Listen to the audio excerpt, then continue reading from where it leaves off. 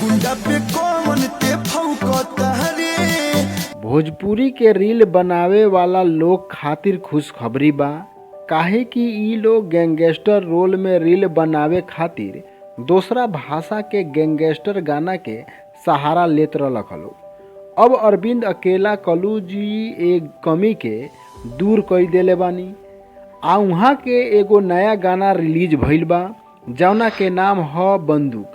इ गाना रिलीज होते ही मिलियन में व्यू चल गईल बा।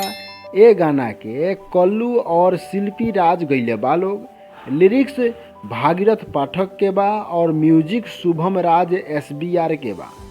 ए गाना के वीडियो जबरदस्त बा। एमे कल्लू कभी गुंडा तो कभी साउथ एक्टर के लुक में दिखाई देता रन। इ गाना आइकॉन भोजपुरी बवाल के यूट्यूब चैनल पर रिलीज भइल बा।